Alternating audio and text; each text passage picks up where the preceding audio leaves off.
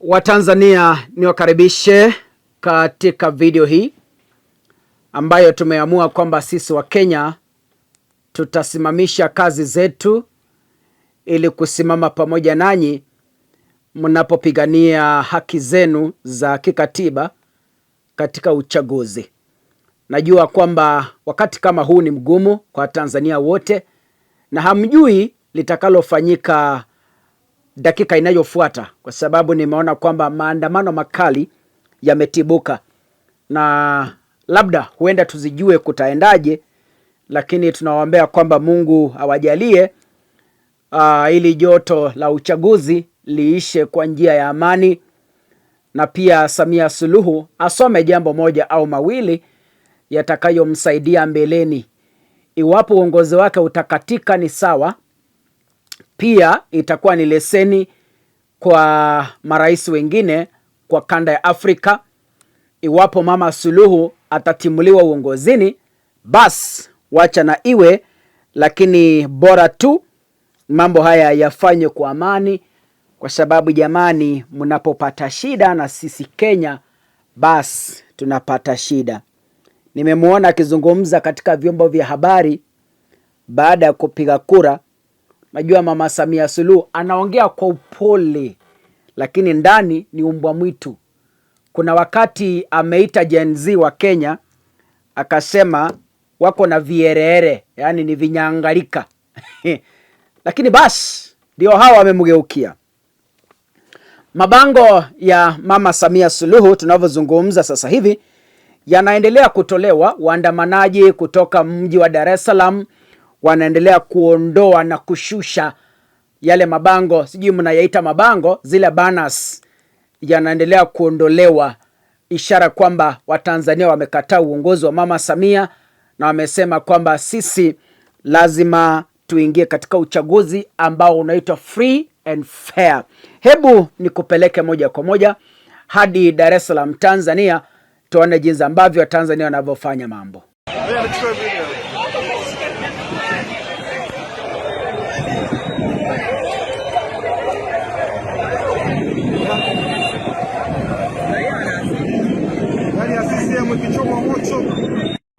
Yaani wale walitakiwa waliwasha.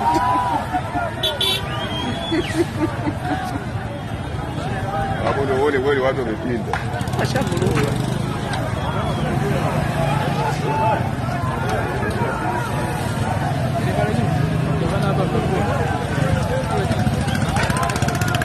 Watu hawezi kwenda tena mjini. Ama ushama wewe.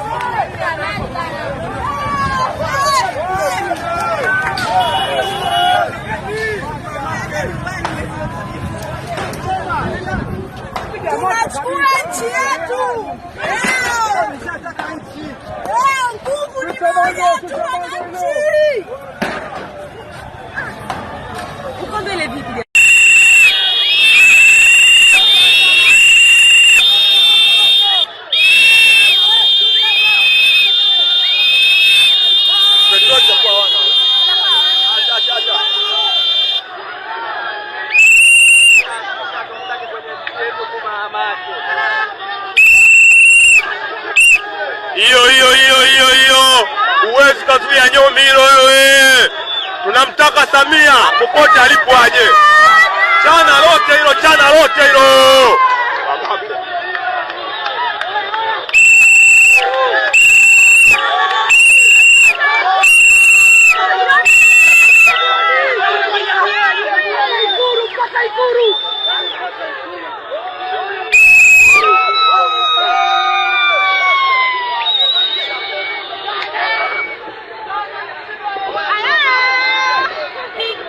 Kwa sababu ya terminologies ambazo nataka kuzitumia, naomba mnikubalie nibadilishe lugha, niingie lugha ya Kiingereza ili nijaribu kueleza mambo ninayo hapa kwa ufasaha na kwa kueleweka zaidi. Nikizungumza Kiswahili kidogo, basi mtanisamehe. Someone might ask, do we have a free and fair election in Tanzania? By the way, what do we call a free and fair election? What are the characteristics of a free and fair election? After understanding this, we can be able to judge what is happening in Tanzania. Free, from an election point of definition, refers to the ability of the electorate and political actors to participate without coercion, intimidation, or undue influence. That is what we call a free election.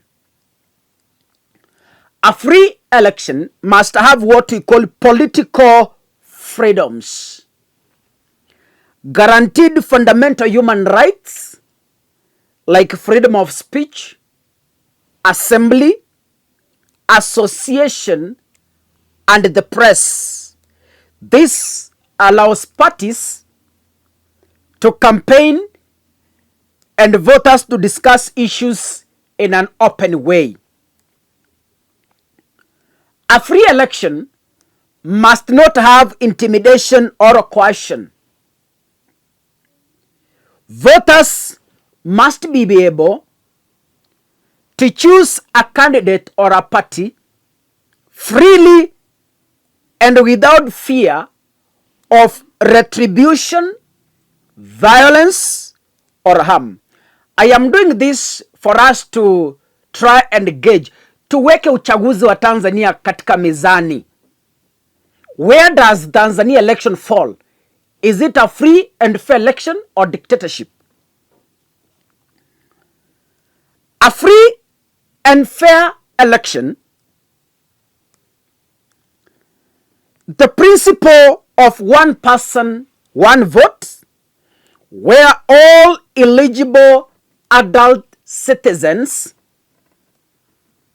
have the right to be registered and to vote regardless of race, gender, religion, or economic status. A free election must have secret ballots. Every voter must be confident that their vote remains confidential and their choice is a secret. That is a free election. What is fair? Fair, I have written a document, that is why I'm reading. Fair refers to the legal, procedural, and institutional equality that governs the electoral process, ensuring that the results accurately reflect the actual votes. This include impartial electoral management body, an independent, non-partisan body like an election commission. In Kenya, we have the IEBC that administers the election process, ensuring its transparency and credibility. Equal opportunity to contest. A fair election must provide equal opportunity to contest.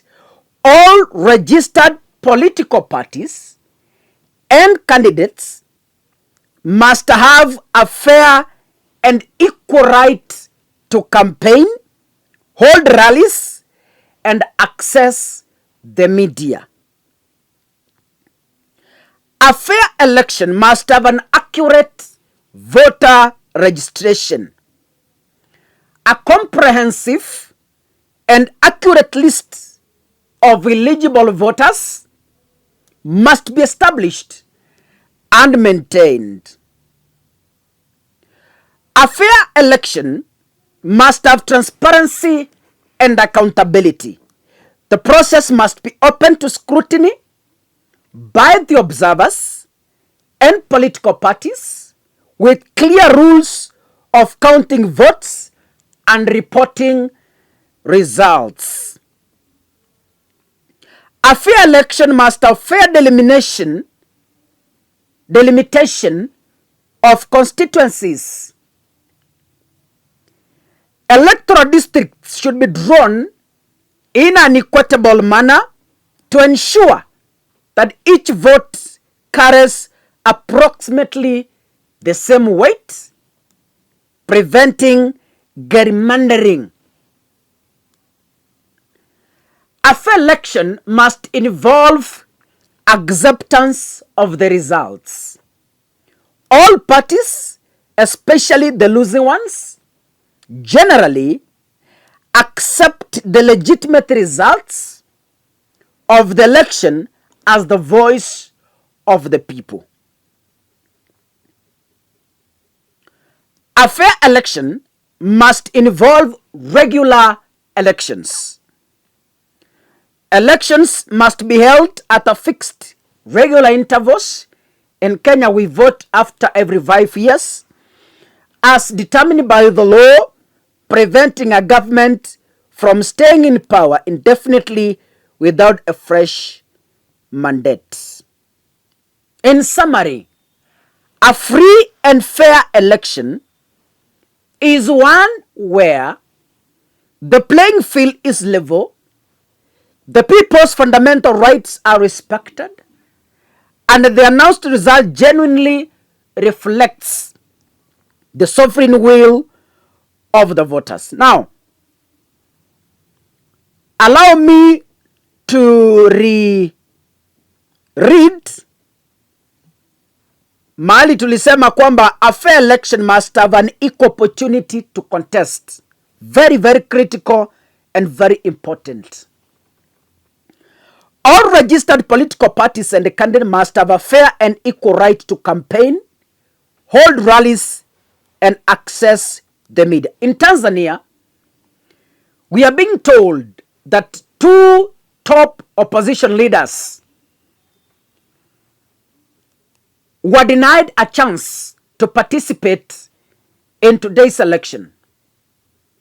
Tundu Lissu was arrested and charged of treason, meaning the top contenders of the race were not allowed to participate. So that itself renders the Tanzania election as null and void, because there was no equal opportunity to contest. Some parties like the Chadema, and the flag bearer was Tundu Lissu, was barred from participating. So this cannot amount to a free and fair election. We said there should be no intimidation. Tundu Lissu and his colleague from the opposition were being intimidated. Kumaanisha, the Tanzania election has not been free. They were intimidated. Chadema flag bearer was arrested and detained. The election is not free after all. Lakini niseme hivi, ni wakati marais wa Afrika, jameni, tunawaomba tu, badala ya kuharibu uchumi. Najua baada ya leo, najua kwamba uchumi wa Tanzania baada ya leo na kesho ama wiki au mwezi huu, kulingana na vile mambo yanaenda, kulingana na upepo vile unavuma, huenda kwamba uchumi wa Tanzania hautabaki ulivyokuwa. Kuna nafasi kubwa kwamba uchumi wao utarudi chini, kwa sababu mali yataharibiwa, barabara zitafungwa na vitu nyingi zitaharibiwa. Wawekezaji wataogopa kwenda Tanzania kulingana na vile Watanzania watatatua mzozo huu wa kutokuwa na uchaguzi wa amani. Lakini kutoka Kenya, kutoka meza hii ya siasa, kutoka taifa la Kenya, mashabiki wangu wa Tanzania, tunawaombea mema na amani katika uchaguzi. Mungu awabariki.